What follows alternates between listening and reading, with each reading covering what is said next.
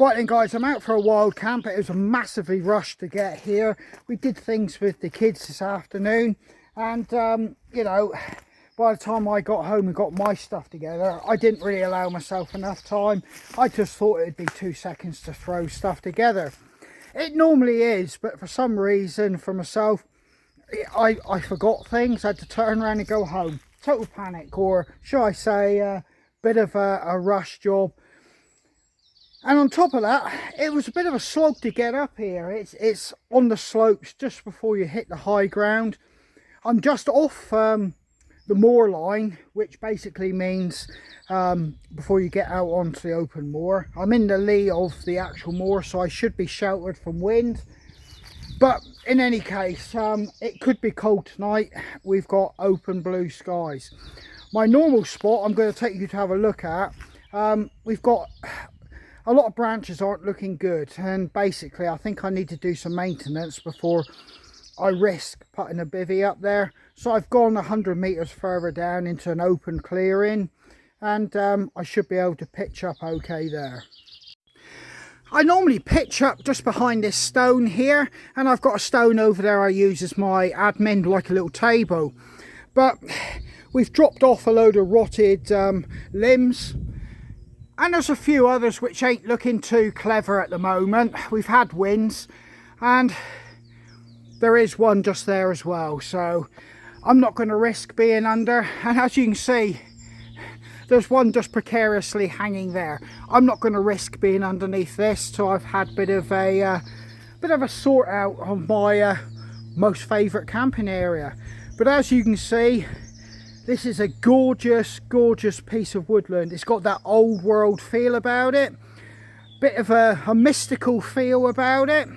And I can't lie, when you're here, if you do believe in any, or even if you don't believe in any of the legends and folklore about the Cornish pixies, spriggans, knockers, you know, witchcraft, you know, supernatural spirits, any of that, if you don't believe in that, spend a night in this woods and there might just be a little flicker of belief in you. Because like I said, you come to places like this and you've got this old world feel, you naturally just generally pick up on those beliefs in your head.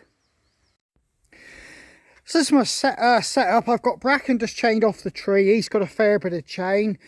I'm not letting him run free. Quite simply, there's livestock up here with lambs. I've got my administration area over here. Now, I've brought my hobo stove and I've got gas. I've brought some wood. All my kit is in there, but for me to sleep, I'll let you have a look. It's up here. I'm just using what I've got. I haven't made any, you know, natural shelter or applications. It's just bungee straps straight to the wire fence. I'm sheltered from any wind. I found like a little level plateau there. And any dew or shall we say a sprinkling of showers will just roll straight off there. Yet again, just bungee straps. It's as simple and easy throw together setup as you can get. But it works. I've got all my warm kit ready to go. It's beautiful skies. It's going to get quite cold up here. Like I said, we're just off the moor line, so we will actually get a temperature drop. But I'm going to get my tea on the go now and have a little chat then. This wasn't really how I was planning on doing it. Like I said, I've just thrown this one together. It's just too good a day for me not to come out and do a wild camp, because I think for the next 2 weeks with work and things I've got to do at home, I'm not going to get out wild camping in any case. I've done stuff with the kids during the day, so I've made sure they're happy, and the wife is doing a movie evening with the kids in the front room, so they're more than happy for me to scamper away for the last part of the day. And I am actually being picked up. I haven't hiked here, and I don't have to hike out. It is a 20-minute hike to get to this location, but other than that, it's not real hiking. But saying that, it is so hot. After rushing around to get this done and get here, I do have sweat on the back of my t-shirt, so I've just took my top off. I'm going to let myself cool down, and I'm going to get the fire going and get something to drink on the go. But yeah, it is actually a stunning evening. I do have a multitude of twigs and downed branches within, you know, easy reach for me just to load the actual twig stove and get a brew on. I'm going to have to be safe, you know, as in, you know, how I use the fire. But I do have water. I have a stream down the way. And yeah, I really need to get a fire going now, because I'm just looking over to Dartmoor actually. It might actually come up on the camera. I'm assuming might be able to get it. Over there, that's Dartmoor. It's looking absolutely beautiful over there as well. You can see all the different contrasts from the bracken, the gorse, and the grasses over there.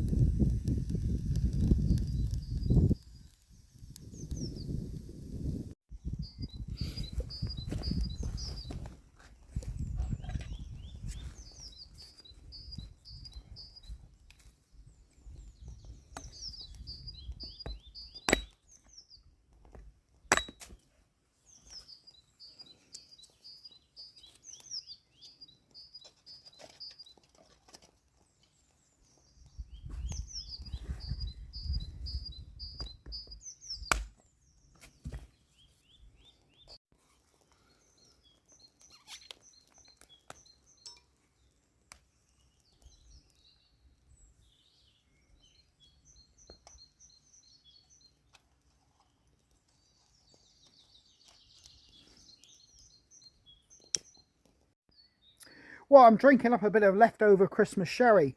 The one thing that I've got to bear in mind with this particular woodland is, once you start to lose light, it loses it fast because of the direction it faces. And with the high ground directly behind me, you lose any of the setting sun. And on top of that, you know, it just seems like because of the cleft that I'm in, you lose a lot of the moonlight. But you know, we haven't got any leaf coverage because it is a natural woodland. I'm hoping for a little bit more light so I can enjoy the fire tonight.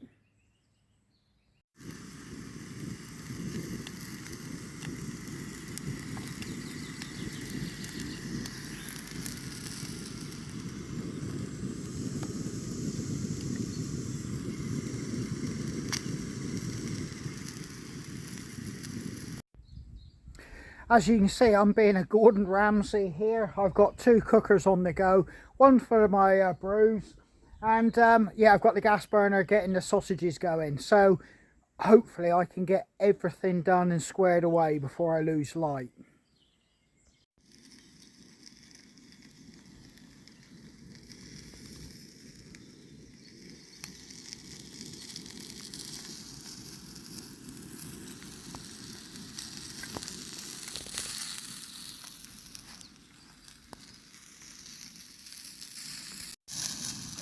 Bushcraft at its finest, a pointy stick. And I could probably do with actually putting this camera down so I can move things around.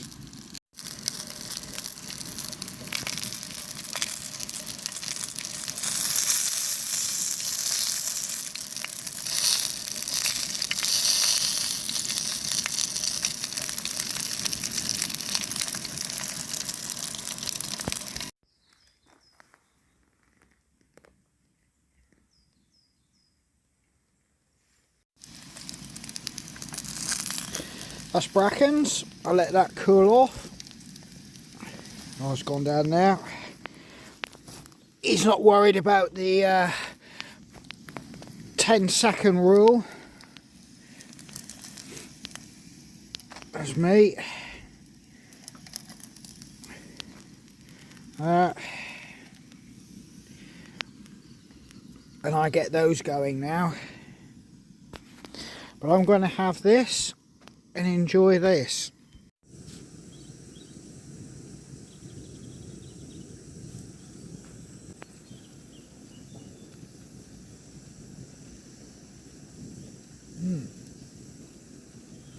Sausages in the wood. Can't beat it.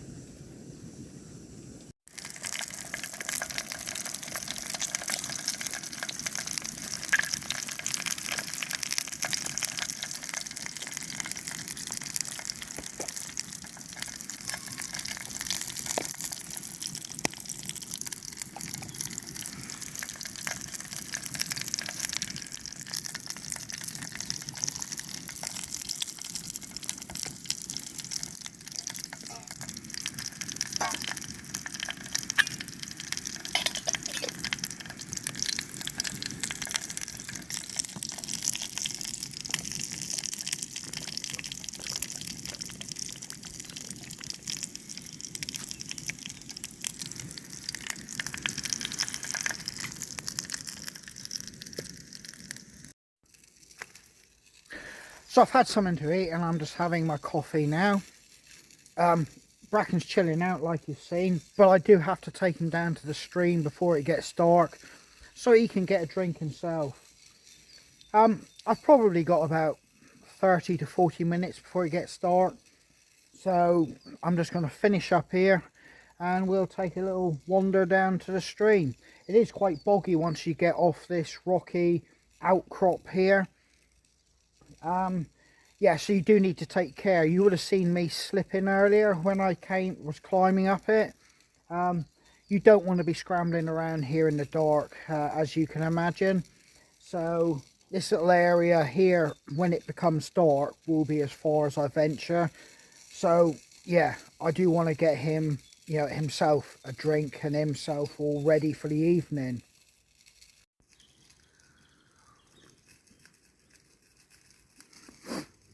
So this is my first wild camp with Bracken, and I'm basically seeing how he does. He is a husky, so you don't have to worry about him being cold. When we did have all the snow and ice, he would actually go and, well, lie on the kids' trampoline and like he was sunbathing with all the ice and snow on it. He actually loved it. And when we've got the fire going in the kitchen, sometimes we get the impression it may be too hot for him, because he'll go all the way through the hallway to the front door and lie down and seek a little bit of draft from it. So, you know, tonight being out with me is not going to affect him in the slightest. I can promise you that.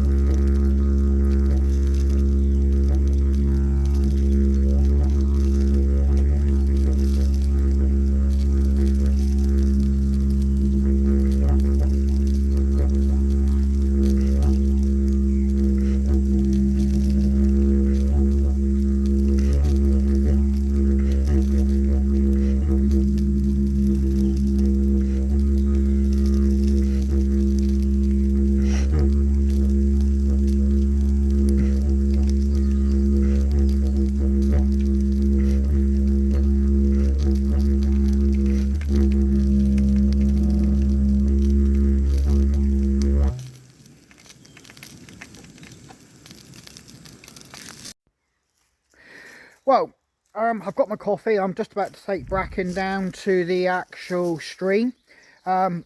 He's marking his territory and having a few wees here. So we're going to go down. I'm going to let him have his last drink for tonight. And he's full of energy. But we're just going to go down here and I'm going to pick my foot in. Like I said, you saw me go, well, almost lose my foot in earlier. I'm looking to pick my route down through. It's got quite boggy actually the further you go down. Like, we've just had so much rain.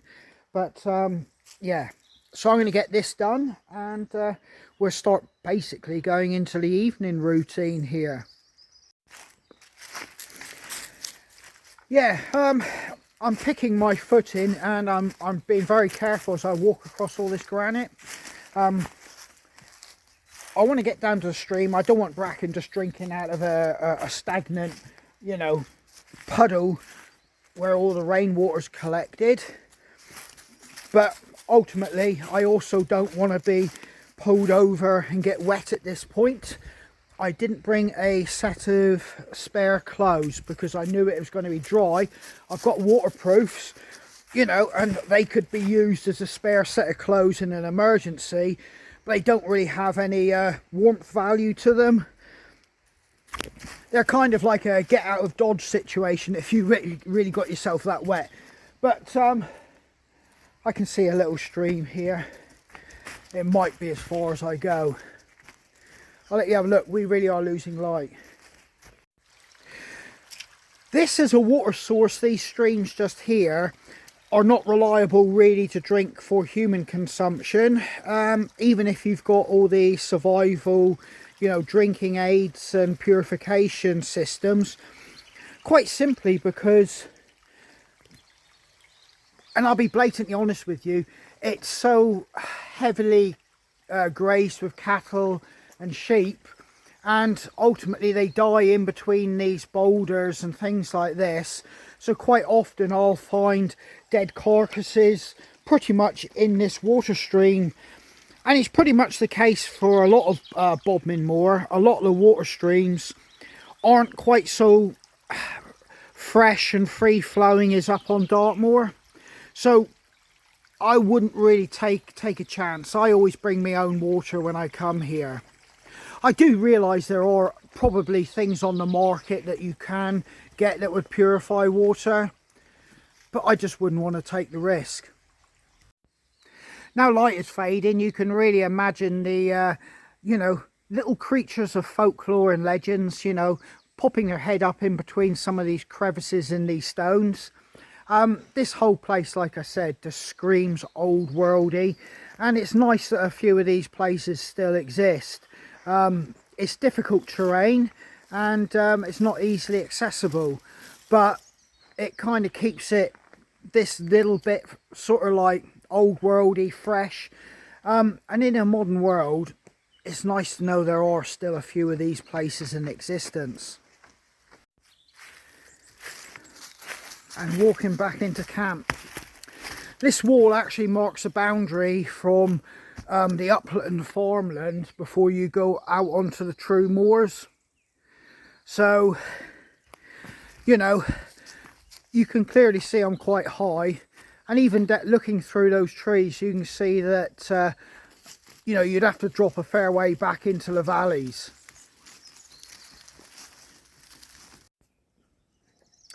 Right, I'm just doing a few of the camp chores, the boring ones like cleaning pots and pans, so tomorrow morning I can actually have some porridge. Bracken's on his lead, and you know, he's got about a 6 to 8 metre radius he can walk around camp. I don't allow him anymore, and I wouldn't let him off lead like I think I've already explained. I've heard a farm vehicle just down the valley, a few fields down, obviously checking on sheep and lambs. If he was to break that lead or get off and get in amongst it all, I would feel bad if he got injured, as in shot by the farmer and killed, or if a farmer had some livestock hurt because, you know, I wasn't responsible enough to look after Bracken. You know, he's happy, but I'm keen to find out how he manages tonight, because he hasn't, you know, done anything like this before. So, you know, I'm hoping he doesn't keep me up. I don't think being cold isn't going to be a problem, like I said. It's just the fact that he may feel out of sorts being outdoors. That might sound silly, but dogs do become conditioned in their own right. So being indoors all the time, you know, bedtime, he might feel out of sorts, but I'm hoping being next to me will be enough to keep him calm tonight. So light is pretty much going now, so I'm just going to clean up all this here and just basically leave the fire and the stove out. I want to get all food away, get my Bergen back up under cover. I'm going to get warm kit on, and basically this is it now for the evening routine. And yeah, I'm going to have a few drinks and chill out with Bracken. So I'm pretty much going with the same kind of routine. I've got a t-shirt, only one today, a hoodie. I'll put this lightweight surf robe on, and I'll put that inside my hoodie, and this is a good insulator.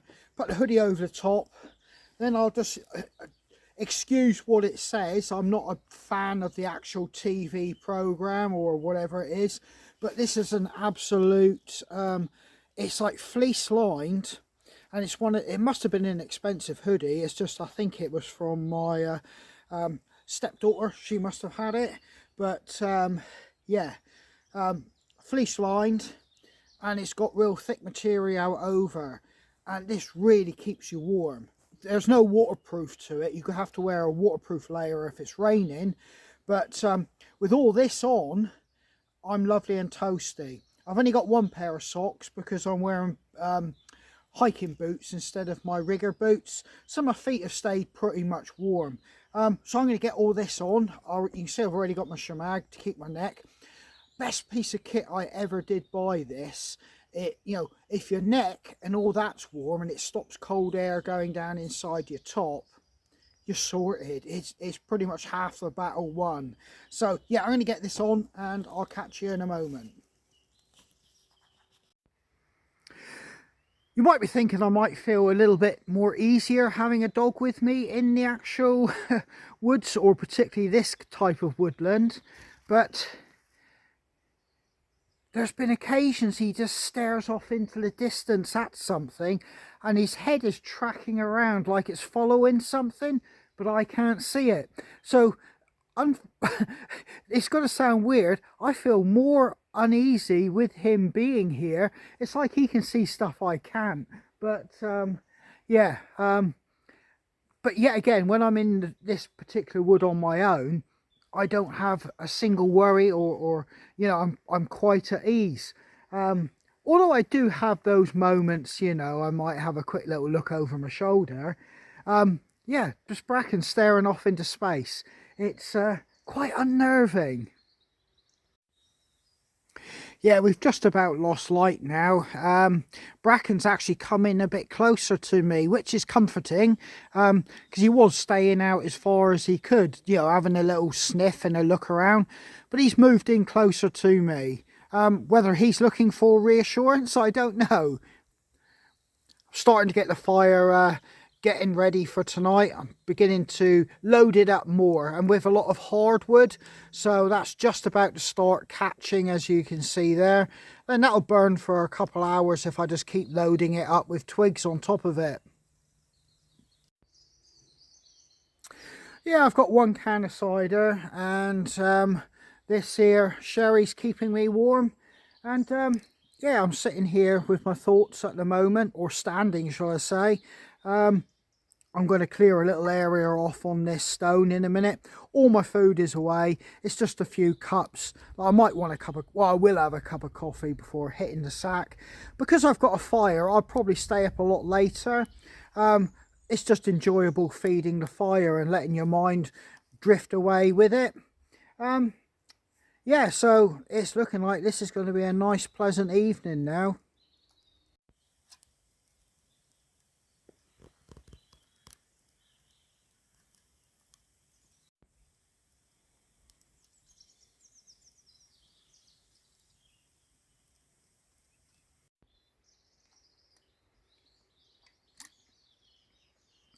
Well, this is pretty much our evening now. I've got a can of cider to drink. I'm going to get, you know, this fire to the point is going to give out a little bit of ambient light. And I'll probably be burning hardwood now and try and cut back on the smoke. But in any case, like I said, this is going to be it for us tonight, and I'll catch you tomorrow morning. Yeah, I'm very pleased with how Bracken's been on this camp. for this type of wild camp, he's perfect, and he's doing exactly what I want him to do. I'll possibly in a woodland where there could be other people and dog walkers, and if he was to hear our dogs, he might bark or be straining to go after them, making a bit of noise. So I think I'll probably have to wait a little while before I try one of those. But for this type of wild camping, I think he's going to cut it. Well, I've just given Bracken the opportunity to go for a pee away from the camp, but he hasn't, and he's just took it as an opportunity to play. But there's camp, and you can just see the fire beginning to roar there. Obviously there's a tree in the way, not a tree on fire, a tree in the way, as you can see. And we're coming back into camp.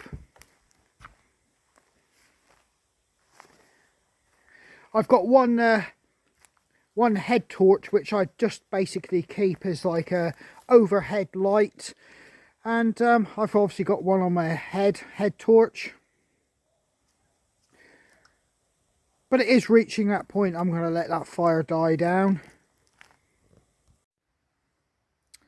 Well, Bracken's moved in a little bit closer to me, and we've had a really nice evening.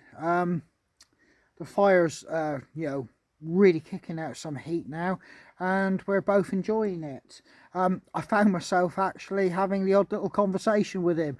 I don't know if that's healthy from on my part, but yeah, I've enjoyed him being here, and yeah, I think it's time for us to turn in now.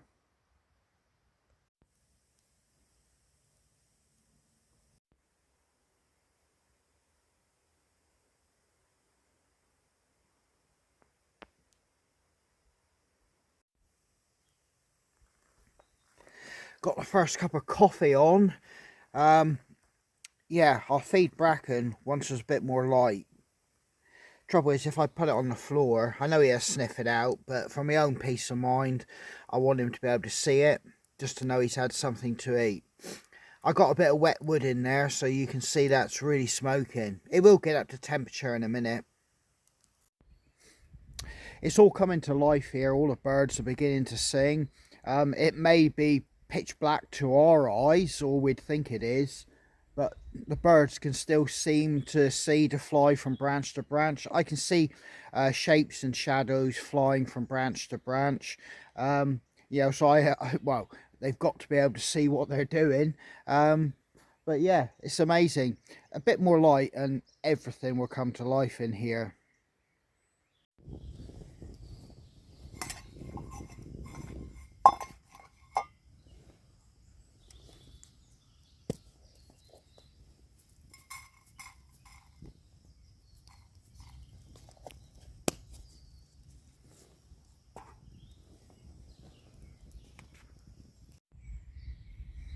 I guess this is what wild camping is all about. This particular bit, you know, sunrise and basically sunset. This is what it's really about. It's what you don't get when you're in your home. And it's only fleeting, to be honest with you. In a matter of about, I don't know, 40 minutes each side of that, you lose it. But it's these fleeting moments which makes wild camping what it is.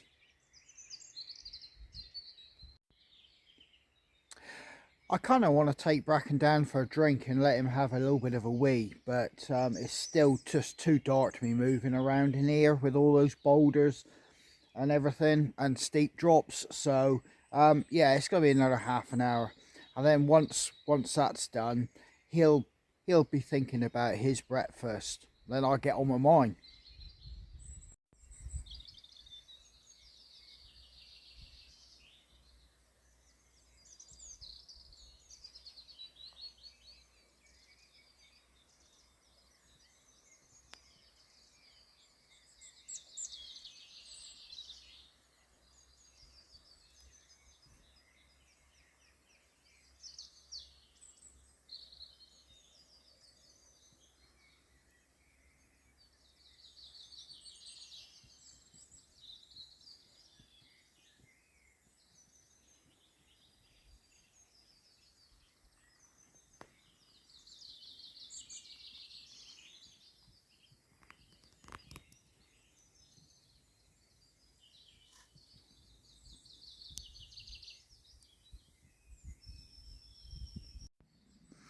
Yes, I have every coat and every jumper, everything that I've got here on.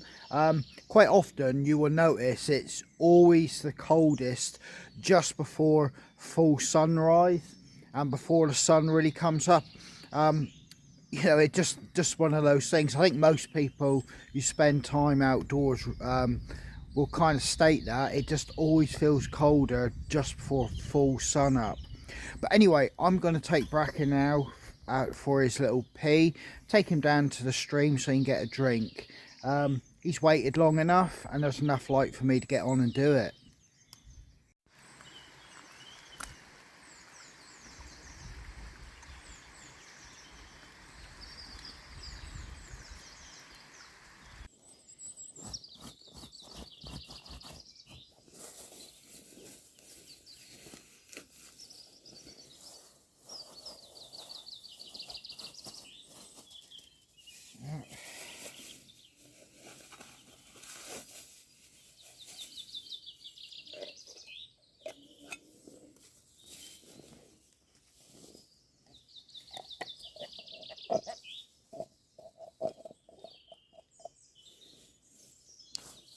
Go on, go on.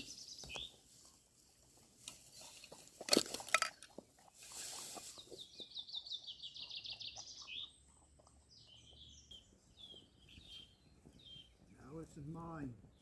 You've had yours.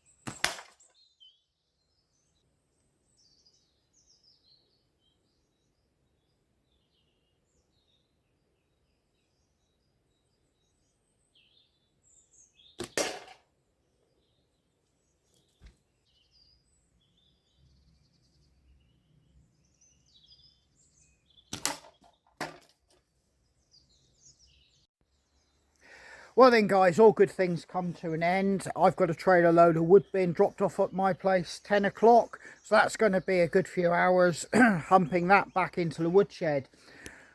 I've got to get my tarp away. I've got to clean all my stuff up. Hike back out of here. It's downhill 20 minutes to my ride. And yeah, all rubbish is coming with me. Nothing's going to be left behind. So I'm going to get this away and then we'll have a little chat after that. But, you know, absolutely stunning location. You know, absolutely fantastic how Bracken's been. I was concerned. He's up a little bit earlier than I would like, but I suppose, you know, you're outdoors. He's an animal, you know, first light, they're up and about. So if he's up and about, it means I'm up and about. But yeah, other than that, fantastic camp. I don't think I'll be able to get to do one for another few weeks due to work and things I've got going on. So yeah, let's get this stuff done. Well guys, thanks for coming along on this wild camp. It was a fun one and I thoroughly enjoyed it. I don't usually you know, take entertainment, shall I say, with me, but yes, it was something different. I enjoyed it. So basically we're all packed up ready to go, and me and Bracken are out of here. So yeah, thanks for coming along on this adventure, and stay safe, and I hope to catch you guys out on the trail. This is Andy from Hidden Valley Footpaths. All the best till next time. Stay safe.